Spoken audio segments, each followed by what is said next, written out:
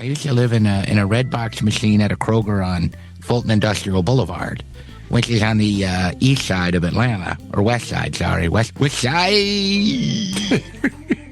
That's where a lot of prostitutes were. Yeah, so you get to know a few.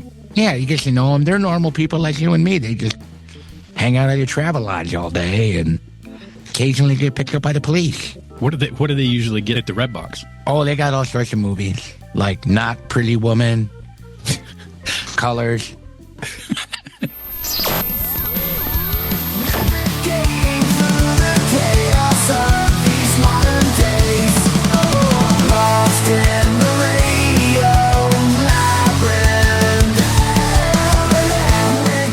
All right, welcome to the show. We're ready to go. We're live, and I'm going to start off with a plug and actually, we're like PBS, man. We can't keep the lights on. Well, we can keep the lights on, but you know what I'm saying. Hey, you could become a Patreon member of this show for only $5 a month, and you'll get a quarterly sticker in the mail and a thank you letter. And, hey, it's only $5 a month. Come on, sign up. Do it. And, if you live in the Atlanta area and you like comedy, everybody who is a Patreon member, paying one, none of these freebies, is eligible to win, a night to go to the Punchline and enjoy some awesome comedy and some good food at the Landmark Diner. So that's a great perk. We have a winner every week. We are going to start doing, we tried it a couple weeks ago, we're going to do the after show live. And what I was thinking, and we can all talk about it real quick before we go on to other topics, is I thought it would be cool for us to do Radios in the Dark on a different time and do it right at 7 o'clock so people can join us if they like, Patreon members only. So if you guys are down with that, I'll find another day and we'll do it, once or twice a month. How does that feel? Yeah, we can work that out. Yeah. Jeff? Sounds fun. Yeah. Jeff said no. Oh, okay. He said yes. Okay. Hey, we have to have unanimously.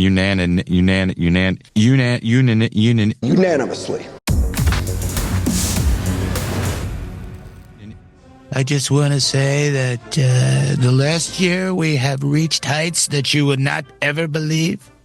Higher than anything. We've been doing so great. We did so wonderful. We're on fire. We're winning. We're doing everything so good. I stopped 112 wars. Yesterday there were 111, then there was one overnight, but I stopped all of them today. And I've done so many great things. I brought the price of graham crackers down 7,000%. Can you believe that? 7,000%. That's a lot of it. Now, look, the Democrats won't stand, but graham crackers under the Biden administration, the corrupt Biden administration, graham crackers were $796 for one box. And the shrinkflation. And I can tell you, Pam Bondi's doing a great job making sure that nobody's gouging the graham crackers. Did anybody else watch? I'm sure I'm the only one who watched the State of the Union. I didn't even realize it was on, and I think I turned it on at the tail end of it. Jeff had to mow the lawn at his apartment complex. That's how he gets a deal on his rent, but he has to do it at night. I watched it in increments. I'd flip over, watch a couple of minutes. Threw up in my mouth a little bit. Kind of like you watch Faces of Death. With your pants off? Yeah. Yeah, I would normally not watch these things. I didn't watch them growing up. Those things were boring. Of course, your parents would watch them back when you only had 3 channels or, sometimes 12. And I kind of started watching them when Bush was president, but, they're the same thing. Hey, all right, everything's going great. We got to go get Osama bin Laden and bomb the shit out. And, but Obama did a really good job. President Obama did a great job with his. Trump's, if you can remove the politics from it, he does have the best stand-up routine of all the presidents we've ever had. Maybe Grant had a better one, but I don't know. We didn't have TV then. It just seems like the last year has been so chaotic and weird that how is it going to be something that would be, I don't know, what are you going to talk about? And the past 2 months have been chaotic and weird. Yes. Yesterday. Yeah, they have been. But taking it as an entire year, it has been sort of odd, and everybody's still this and everybody's still that. I do a good job of keeping my Facebook timeline cleansed, a lot of muting, and not just for people that I disagree with. I don't want politics in my feed. I just want to, see nostalgic stuff, pop culture stuff, sports stuff. old sports. I don't follow sports now outside of football. And, I like to keep it nice and calm. So I see the people saying, oh, the Democrats, they sat down during the president's speech. They should all be sent to Somalia. I've sent all my Secret Service agents to Japan to take out any monkeys that hurt my precious little Punch. You leave Punch. Oh, yeah. Leave Punch alone. I would love to bring him here, but he has to do it legally. I texted Jones's aunt who lives in Japan, Tai-chan, and I was like, hey, how many miles are you from, Ikachewa Zoo? She was 14 miles. I was like, listen, there's a monkey that needs to be rescued there, and it's now on your shoulders. Well, now the monkey has friends. So they say. Fake news. It's fake news. CNN said they had friends. They have no friends. Bring the monkey here legally. But we can move on. I'm gathering nobody wants to really dive into the political hot button issues. I would rather set myself on fire. The Tourette's guy. I wanted him to be here last night. The Tourette's guy from the Bafta Awards to just shout out stuff during my speech. Taco. I'm sorry. I have Tourette's syndrome, and it causes me to have these uncontrollable...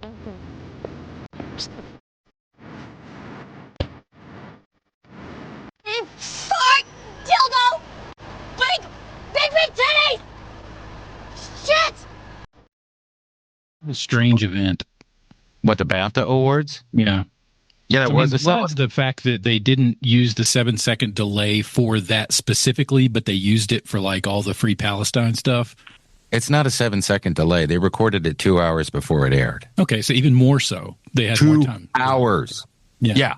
And they cut out all the Free Palestine stuff, but they left the N-word in. Right. See, but now, on the other side of that, the actual event of him saying it and what occurred after that in the entertainment community, that's ridiculous.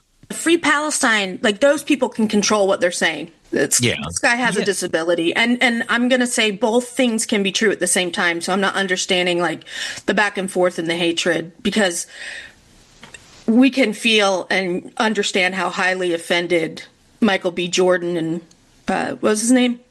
Oh, right, Lindo. Yeah, like that was hurtful. They shouldn't have to hear that. But then at the same time, you can go, well, this guy has a disability and it affects his life. He's not yelling that to be mean. And people are trying to say, well, he shouldn't go to things like that. And that's not how you treat somebody with a disability. Well, he was up for an both award. those things can be true at the same time. Right. He wasn't. The movie was. Yeah. Right. And the movie was about him.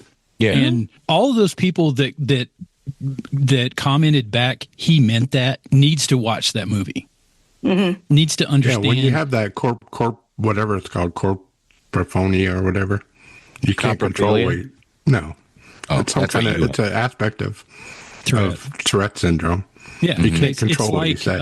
They say that when it comes on, when the tick comes on, it's like when you sneeze. Yeah. Like when you feel it coming on and there's nothing you can do about it, and then it releases with with whatever you say.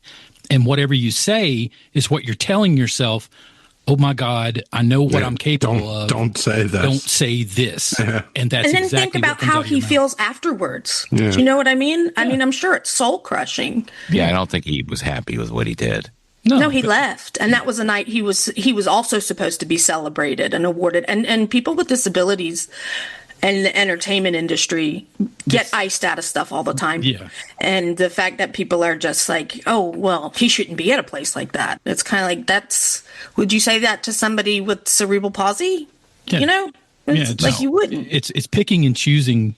They think that the disability they know nothing obviously about, or they would understand what it is. Should have bleeped it out, though. They should. If they had 2 hours. Yeah, and I'm wondering why they didn't. Like, was that because of done purposefully so that we would all talk about it? Was that done purposefully so it would draw attention to it? That's good. That's a good thought about that process. So we would be, or was it done so we could be aware of people with disabilities plus? Well, it's intersectionality gone amok, because people who tend to be unprogressive about all these things and intersectionality and everybody has a voice and stuff. they're mad at this guy now, like Dustin said. He meant it. Like Jamie Foxx said on Instagram, he meant that shit.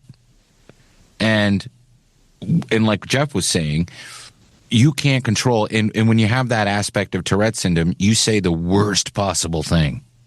Mm-hmm. That's what comes up. You know, it's not like Cartman in that great episode, what was that called? Petite Tourette's or whatever, that Cartman pretended to have it, and then he started really having it. He goes, my uncle used to touch me. Or no, my cousins and I rubbed wieners, or something like that. What's crazy, the scene that they use in I Swear, there's a clip out there, and I guess there was a time when he was getting a job from a guy, and he was coming in to interview, and the guy who was interviewing him asked him to make him a cup of tea because that's what his assistant's going to be good at. So he sits down, and they both sip the tea, and they're looking at each other, and he was like, I've had all these people come in, and that's the best cup of tea I've ever had. And he's sitting there trying not to say anything, and then he lets out, I use spunk instead of cream. That's what he said. And they both just stare at each other for a second, and he goes, best cup of tea I've ever had. Yeah, I think, Lizzie, you might be onto something, that they may have left it in there to get people talking about the Bafta Awards, but people talk about that every year, too. It's the last award show before the Olympics, before the Oscars, right? The Hollywood Olympics. I've never talked about the Bafta Awards. No, I haven't either, but I know they exist. Ugly trophy. That's the real problem. The look on Delroy Lindo's face is just terrible. Yeah. And what an awful thing that they had to hear, you know, and they didn't know, I'm going to use this word. They didn't know it was friendly fire. 2 Americans overseas on a stage in front of a foreign crowd, and they hear that. Yeah. I mean, you kind of have to take it. I mean, there's what else are you going to do? Apparently he was yelling shit out all night, right? Oh, I'm sure. Yeah, well, it started when he became increasingly more nervous, and he left. He left before, I think, mid-show even. Yeah, he was watching it backstage in a room on a TV. Yeah. Maybe that's where you should have watched it from the beginning. But anyway. See? You can't do that. You can't do that. But you can. If your kid starts screaming in church, you remove him from church. He's not a child. He's a man with a disability. I understand he has a disability, but that kind of disability at that kind of award is disruptive. Right, but it would be his decision to go, okay, I'm leaving, which it was, which he made. Yeah, after he said the N-word. I mean, should he be locked in, away? And because not allowed there, not allowed in. But maybe you're not allowed in because of your disability. Or maybe put him all the way in the back. So whatever. Put a microphone in. Maybe, yeah. So he can't. I don't know. It's one of those things. I don't know. I don't want to sound like I hate people, because I don't hate people. But certain things should just be. You're not going to yell and disrupt. Well, also, and I know you have a disability, but that could happen. I think you were kind of right with how you were saying maybe it was to promote the BAFTAs or something else, but I think maybe what it was, this movie, from what I understand, I've only seen clips, but it is supposed to be a great movie. Like, the England's Forrest Gump. It's just like everyone loves it that watches it. It's an amazing movie. It makes the country feel good about itself, that a person can have that thing and go through it and be as good of a person as this guy is. And I think maybe they wanted to showcase him and that, and then the worst possible outcome of that happened. Mm-hmm. Right. Yeah. And I will go back to what you were saying, Tim, when you were touching along the lines of maybe there should be a section. There is a section for wheelchairs when you go to shows and things like that. I don't know. I don't think. Yeah, but they're not yelling things out. Well, no. But I'm saying there's you can accommodate, is what I'm saying. Yeah. We can accommodate people with disabilities one way or another. Like you said, maybe don't put him up front, but if he's the one being celebrated, it's a real weird issue, because I just think it was just a worst case scenario. Yeah. And again, 2 hours before it aired, they had plenty of time to bleep it out. Yeah. Yeah, that's terrible, though. But hey, now more people are going to see the movie, right? Yeah, it comes out in April. Okay. Oh, okay. Well, it'll win an Academy Award next year. And anyway, that guy should have been at the State of the Union address. Yes. Oh, that bastard! That would have been funny. Lies! Jeff, you had a story that you put in here. Tell us about it. The Reese's grandson. Yeah, what's going on with that? Just saying the candy sucks now because all the shitty ingredients that they use. He said his grandfather would be appalled. Yeah, he probably would. Now, they've changed something in the last couple of years because my favorite candy, or my candy bar is, or whatever, they're round, so they're not bars, but it's always been the Reese's Cup. And I like Reese's Pieces, and I like the holidays, you get the pumpkin, the Reese's pumpkin in October, and you get they flip it upside down, and you get the bunny rabbit at Easter. Yeah. But they've changed it. They do not taste like they used to taste. And the chocolate isn't the same, and certainly the peanut butter filling isn't the same either. We have an unopened box, and I meant to bring them down and do a taste test. You have an old box? No, we have. Oh. It was from this Valentine's Day. I bought the heart-shaped, because that's what it's about. It's about the heart-shaped Reese's. No, it's about all all of them. Yeah, I thought I read in the article they were talking about. I think that's what made it, because the holiday and because everybody getting them. That's what made a large swath of the public realize how bad it was. But it says here that they, due to corporate price restructuring, the costs of cocoa and peanut butter that are shipped in are being pulled in from different locations than it originally was made. Where was that in the State of the Union? Yeah. I would like Reese's, who I believe are owned by, who owns them? I don't know. Hershey, well, maybe China. They got private equity has ruined everything, and now it's ruined America's favorite candy bar. I don't like candy. I like to eat at McDonald's 7 days a week, 3 times a day. Wow, think about it. Isn't that amazing? Why aren't you standing up for awful candy? The Democrats. Yeah, I don't know. I just don't eat them anymore. And then, Justin's are, 3 times as expensive, but they're good. Oh, yeah. The organic stuff. Yeah, organic. Did you see Lay's potato chips now on the bag say now made with real potatoes? Yes. Well, what were they made with? What? Before? What were they? They were made with that. Made with before? They were made with real potatoes before, but the rumors got out that they weren't making them with real potatoes, so they actually had that put on the bag to emphasize they are made with real potatoes. They've changed the bag too. Have you noticed that? It's not bright yellow anymore. It's not, and it's not shiny. Right. Yeah.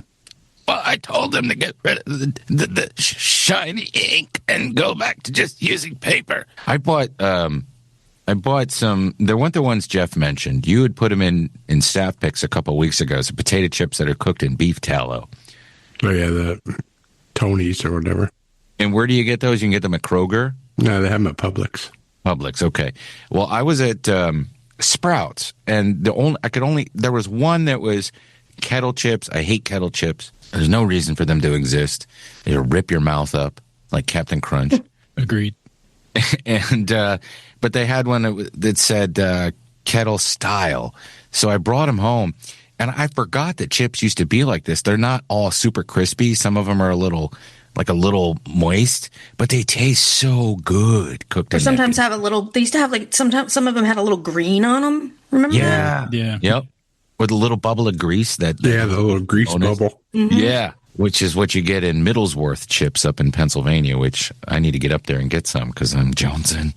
Oh, I'm jonesing. I'm Lizzie jonesing. Radio Labyrinth is also brought to you by The Punchline. Tucked inside the legendary Landmark Diner, The Punchline remains Atlanta's longest-running premier comedy nightclub, where you can get a huge slab of cake or pancakes to satisfy any cravings you have while you're laughing. This weekend, John Heffron, who is very funny. March 4th, you have Andy Woodhull.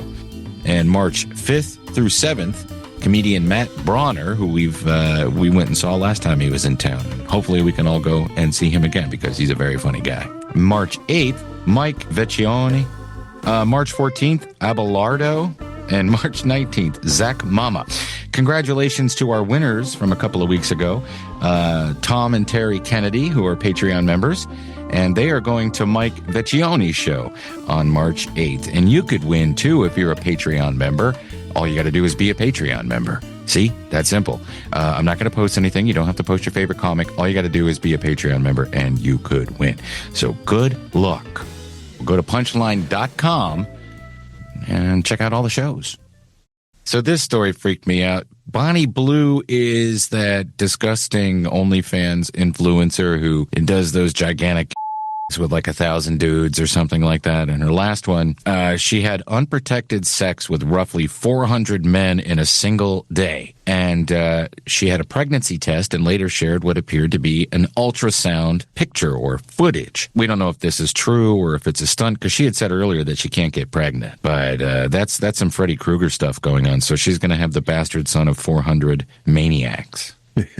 Her insides are a rocky place where my seed could find no purchase. Could you imagine if she ends up having a kid? Can you imagine that kid 10 years from now? Learning what his mother did or does. Like if your mom was Jenna Jameson, the most celebrated, because there are no stars anymore. There's just these internet ladies. But Jenna Jameson was a star. You knew her. She would appear on Howard Stern, or she'd do this or that. She'd be on a magazine. She would have some crossover appeal. But let's just use Jenna Jameson because she's the most recent one I can think of. Your mom is Jenna Jameson. She did a bunch of but she's not doing it anymore. You know, it's 2025. You have to go look for it and stuff like that. Bonnie Blue had sex with 400 guys in one day. How's that kid going to handle 7th grade? For free. Yeah. Yeah. How does Gil handle it when you did that? Well, just because I did, some chubby in the early 2000s, that doesn't mean that you're going to be able to find it. I had a thing, I made $30 a movie, and I did 70 of them. What is that? That's $2,100, right? Nice. Yeah. And we were safe. We used protection. I didn't want to. I mean, she's making money off of what? Because she can't get paid to have sex with these people. OnlyFans. Yeah. Her OnlyFans. Yeah. I mean, depending on where you are. Isn't that pretty much like prostitution? What, OnlyFans? If you're No. No. Okay. It would akin. If she's having sex with the computer, it would be. It would akin more to a puppet show than it would prostitution. All right. Yeah. Okay. That makes sense. I mean, but I guess what I'm saying is she's still getting paid to do that. Not that I'm saying prostitutes shouldn't, I've got a soft spot in my heart for prostitutes. I sometimes think that they should be legal. Puppet show? What kind of? Oh, gosh. Notice you didn't pop up at puppet show, but you did pop up at prostitution. Well, sometimes you're with the kind of lady that it's sort of the same thing. Lizzie, I interrupted you. You were talking about sex work being work. Yeah. I mean, I'm not saying that I would want that for myself or my daughter or something, but I'm just saying, the cops should just lay off of them. Right, I agree. Unless they're being controlled by a pimp. By a pimp that's no, I was going to. You can stop at pimp. You don't have to put anything after that. I guess look at Amsterdam. Look at the way Amsterdam does it. Yeah. There's a job. They're getting tested. Mm-hmm. Yep. They're getting taken care of. A bunch of Eastern European whores in windows. You walk by and go there like you're shopping. Yeah. Have you been? I haven't. I don't have a passport. You couldn't potentially be the father of Bonnie Blue's child. Yeah, we'll see when the baby comes out with green skin and hair. Yeah. Probably. Dick for a nose. Well, my nose is bigger than my dick. I don't have one. I have a nub. But I was thinking about this because I used to live in a red box machine at a Kroger on Fulton Industrial Boulevard, which is on the east side of Atlanta, or west side. Sorry, west side. That's where a lot of prostitutes were.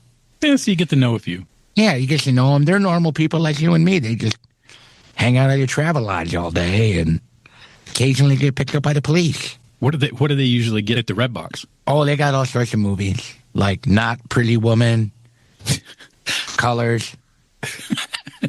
What's that Dustin Hoffman movie, Midnight Cowboy? Yeah, Midnight Cowboy. Yeah, Midnight Cowboy, yeah. Midnight Cowboy. Kneel with me, Joe Buck. Pray with me, Joe Buck. Kneel and pray with me, Joe Buck.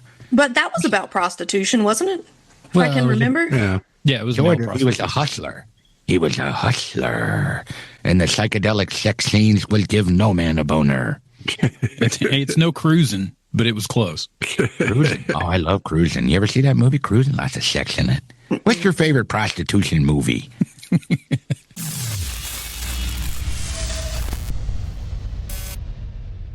Hey, we have to say rest in peace to another actor from our era, and this time, this guy, I don't know why, anyway, it's terrible. Robert Carradine took his own life, and he had been battling bipolar disorder, things like that. Yeah, he tried once before, like 10 or 15 years ago. People might know him from Lizzie McGuire. Of course, Gen Xers all know him from Revenge of the Nerds and that tender love scene in the bouncy house. Was he the one that would go? Yeah. Essentially, the main character. The main Lewis. nerd. Lewis. I didn't realize he was a Carradine brother. Like, I knew his last name was Carradine, but I didn't realize He didn't look like he's half brothers with David Carradine. Yeah. Yeah, and Keith Carradine.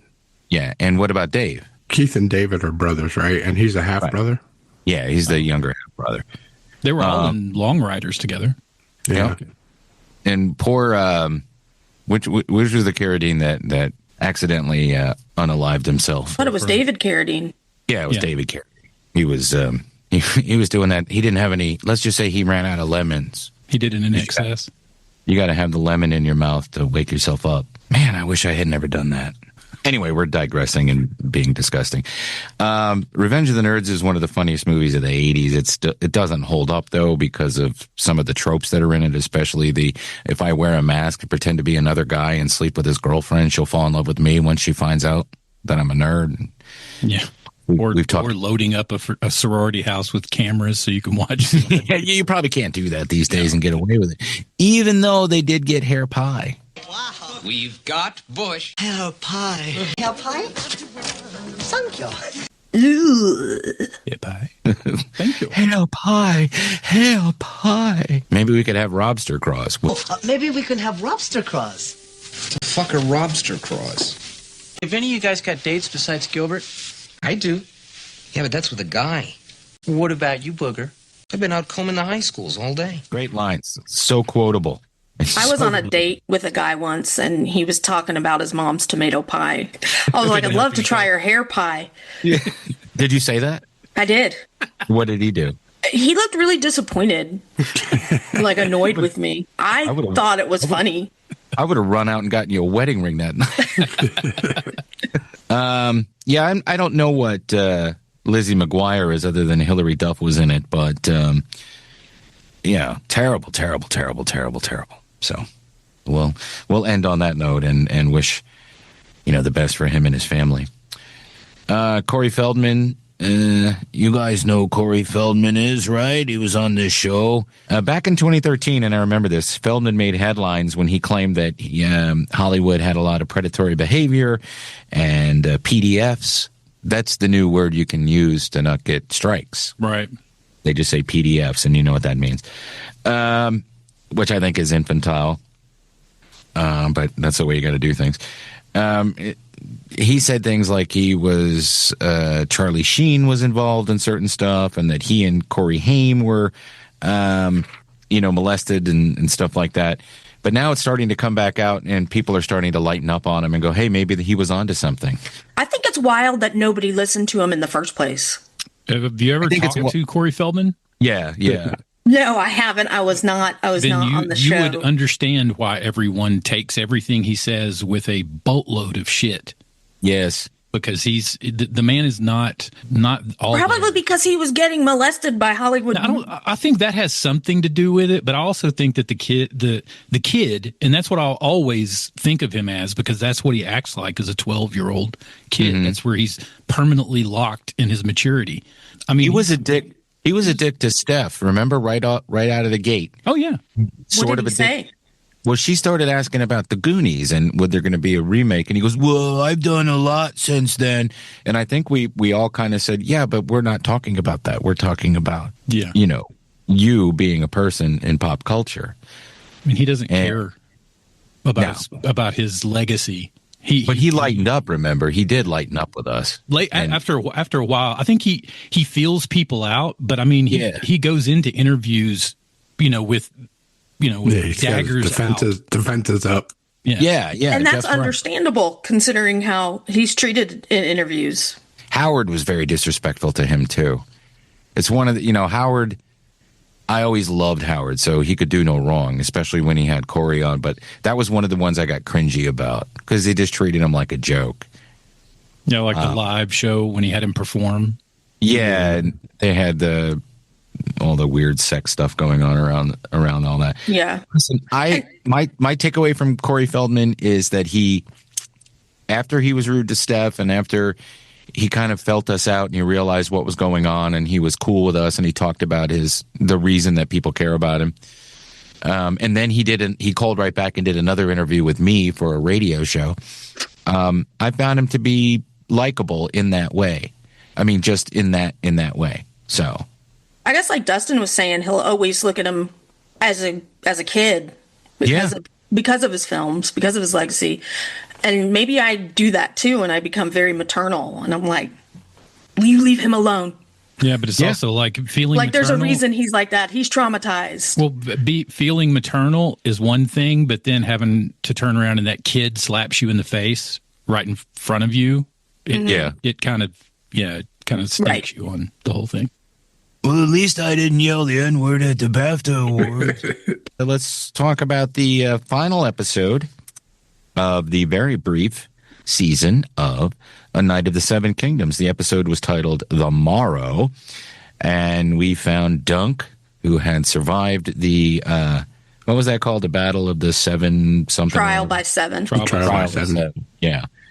And wound up being a very touching and, God, I can't wait till it comes back type of episode. And the good thing, everything about this show is good. The series was good, the acting was good, the pacing, everything. And then, hey, they're already shooting season 2. So we're going to get it within a year instead of, 3 years from now. Did was anybody else confused by Makar wondering where his son was at the cutscene? Yes, I thought that was in the future because it said the 9 kingdoms, which is what it really is. But Egg had just told him there was 9 instead of 7. Yeah. Yeah, but I was confused. Because of the conversations Maker and Dunk had about Egg, which were really prominent in that episode, I just assumed Makar really did give him permission because that would make sense why those scenes were so touching, Yeah. Yep. I think we'll find out that he did. No, in the books, he there was like a big scene where he eventually gives him permission for like a year. I wonder if we'll see that in the second season. No, because I think they're making it like Egg escaped. Yeah, ran away. He's so it's diverging from the book. But you don't think they'll touch back on that? Because to me, if you don't touch back on that, then those 2 scenes with him and Dunk don't make sense to me. But I'm still confused. So in the book, they give him permission, but in the show, they don't. The Kingmaker. Oh, okay. Well, they just if they did, they don't show it in the show. Well, they show him going where the F is Egg. Yeah, where the F is Egg. They're looking for him when they're ready. They're pulling out of town. They're like, "Where the hell is he?" And he's not there. What if it's just an act to protect Egg? Maybe. Yeah. Maybe. Well, it just gets me diving deep into the Targaryen lore and Baelor and all these people, and I like how this show just sort of sets in motion everything that happens in Game of Thrones. Yeah. Because Aegon is not the Mad King, correct? Correct. No. He has a son that becomes the Mad King. Yeah. Yeah. That Robert's rebellion overthrows. So the Maester, what's his ass from? I can't remember the name. Yeah, Maester Aemon at the wall. He's just really super old then when he dies. Yeah, they talked about that in the Game of Thrones, how old he was at the wall. Mm-hmm. Right, and he mentions Egg a couple of times. Yeah. It's his last word. I mean, his last words before he dies are something about Egg. Mm-hmm. And then Jon Snow's finally like, "Who are you?" Well, Jeff sent a thing. And it was talking about how they're wanting to film it.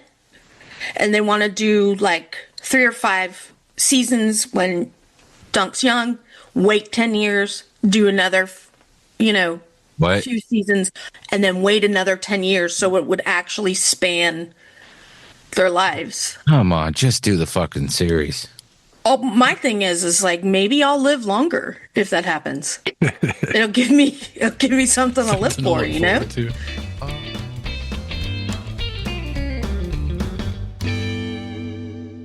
Radio Labyrinth is brought to you by Atlanta Pizza in Euro, your local family-owned pizzeria and the place to get local craft beer and great food that's always made fresh to order.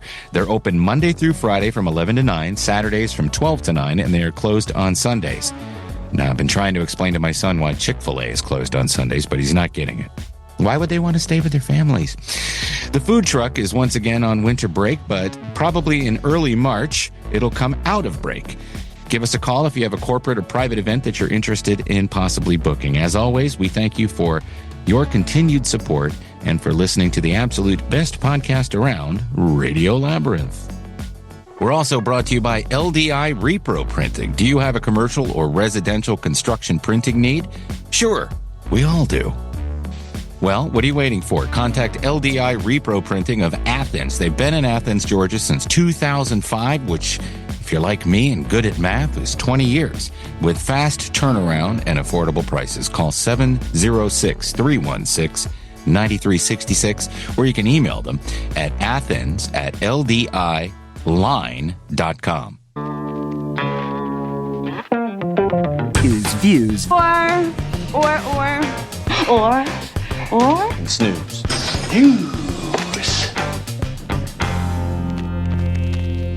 Yeah, last week was Strip Law, which is very funny. The first episode cracked me up. You got to watch it.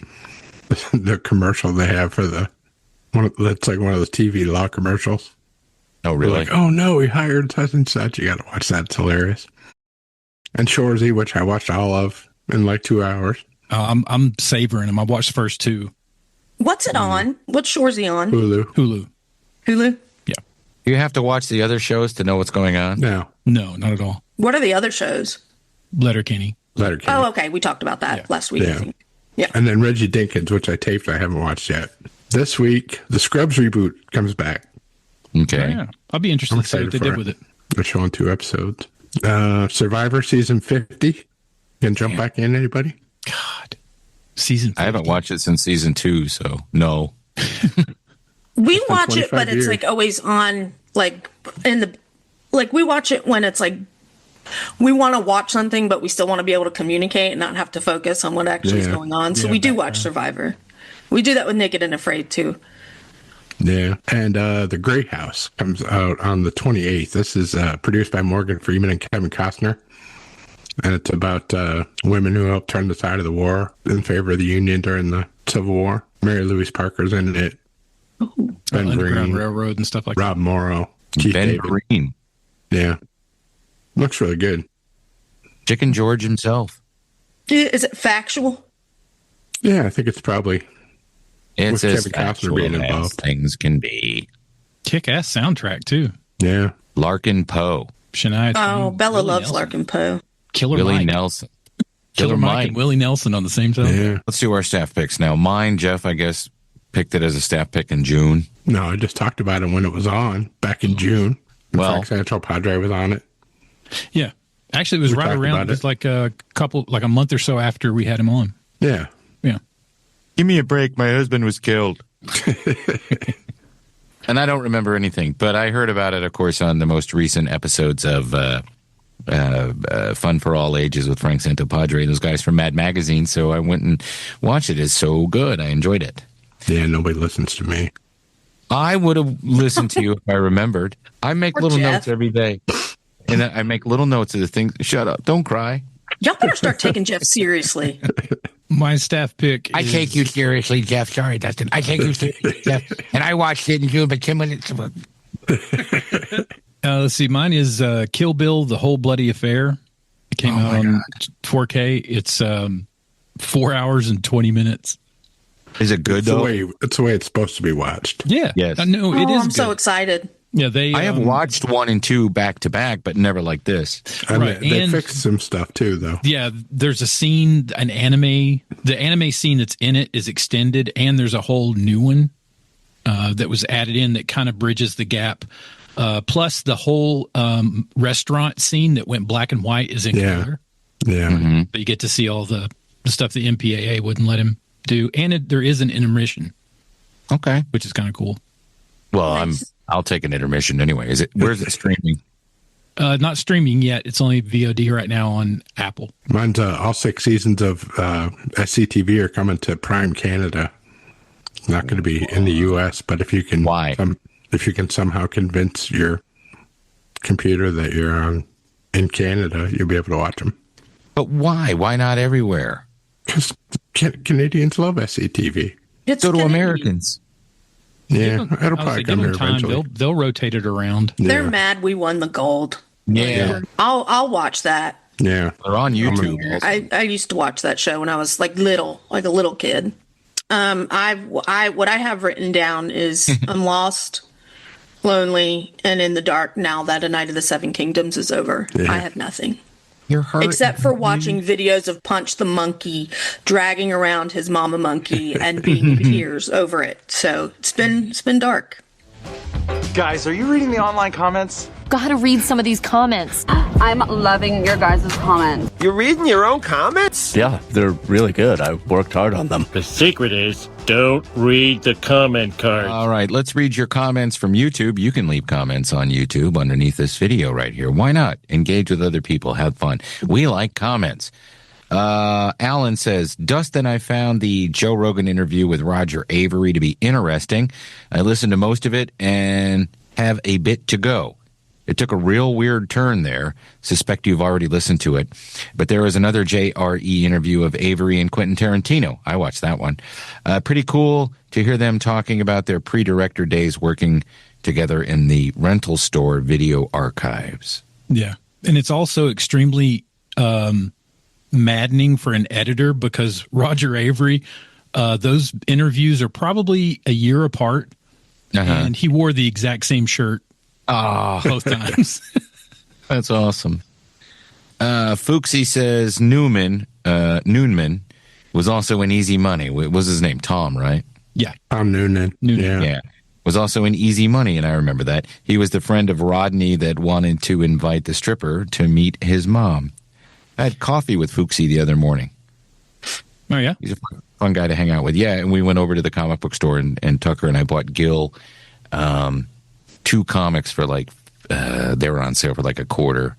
A Superboy comic, like a reprint of an original Superboy, which was very difficult to read to Gil, so I just made it up because the dog is in it, Crypto. Yeah. Or Krypton, whatever the dog's name is. And then Spidey Kids or whatever the fuck they are, the 3 different Miles Morales, and then for some reason Gwen Stacy is a spider chick. And they're little kids, but he liked it, and he said, "Why'd you get these?" I said, "Well, you can drag them around and tear them up, and you can draw on them. I don't care, but I want him to." He said, "I can't read yet," and I said, "Well, you'll learn how to read, and then you'll read these, and if you like them, great, and if you don't, great." But it's something you can aspire to. I had comics as a kid that I had to force myself to read. Roby says, "Wait, I don't have allergies either. Let's give Lizzie a choice." Let's see a picture. Yes. And King Reno Band says, I knew there had to be something going on at the Olympics. I was going with radio-controlled killer monkeys, but you guys got to the bottom of it. Also, RFK and Kid Rock is the best gay romance I've seen since Siegfried and Roy. There's been a ton of remixes on TikTok with just using different songs. I know. It's hilarious. They're so good.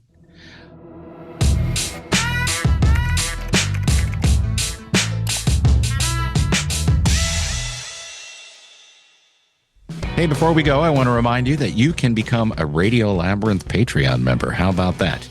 Radio Labyrinth listeners, you radios, you can support us for the low cost of $5 a month. Only $5 a month. That's it. That's the only tier moving forward. You can keep it where it was before or lower it to $5, whatever you want to do. And this is aside from the executive producers. If you're paying more and want to reduce it, go ahead. Tariffs are hitting us hard. No, they're not. I mean, they're beautiful. The economy's great. And for anyone on the fence or looking to support us, make sure you add your address to the Patreon profile so we can get it and mail you a thank you letter and our latest sticker. And for the executive producers, we'd love to have you join us as guests on Radios in the Dark. So far, we've had Mike Hall from Atlanta Pizza in Euro and another special guest coming up soon. But it's your show, and you help us keep it going with your generous donations, and we'd love to have you join us for the live Patreon show, Radios in the Dark. For $25 a month, you become a producer, an executive producer, that's your title, and you'll get a sticker, a shirt of your choice from our merch store, and a weekly shout-out on the show, plus the aforementioned opportunity to sit in with us while we record the live Patreon show. So without any further ado, let's thank our most recent additions to the producer column, Pat Squatch Talk Turner, and I will give you a plug for your podcast, Squatch Talk, Pat Turner, Scott Augustine. We also have Mike Walker, John Allen, Matt Carter, Chris Chandler, Mike D., Jim Fortner, Terry Fuller, Roby Neely, Jeff Peterson, Tim Slayton, and Brian and DJ Chelsea Smith. So thank you guys very much for supporting us. All right, that'll do it for this week. Before we wrap up, allow me to plug the Popcast, which is a radio show I do on WSB. It's also an audio podcast. You can find it on any podcasting host. My most recent guest was May Pang, who was John Lennon's girlfriend for 2 years in the 70s. And more than that, is a very interesting character. I grew up thinking, oh, she was with him for like a week during the Lost Weekend period that Yoko created. She's a fascinating person. She's super sweet. I got to meet her after the interview, and I actually came to watch her be interviewed on Mark Aram's show in Atlanta. So if you're a Beatles fan and you're into John Lennon and you know a little bit of the lore, she was great, and the interview was a lot of fun. I put the whole uncut interview up. I usually cut them up for the radio, but I just used the whole thing. And she did like my impression of Elliot Mintz, if anybody knows who that is. Elliot Mintz was friends with Yoko, and he had a radio show in the 80s called The Lost Lennon Tapes with Elliot Mintz. And it's pretty interesting. So you can check that out. Hey, remember to rate and review us wherever you listen to us. And, always hit the thumbs up and subscribe to the YouTube channel. And, comment, engage, have fun. Ask questions. We'll engage with you on there. I did the Patreon stuff at the top of the show. And, if you're a listener, just subscribe to the YouTube channel just for fun. Why not? Unless there's anything else, until that time, please remember to keep it canon. Right on. They say all good things come to an end. What's that got to do with this show? Lost in the rain.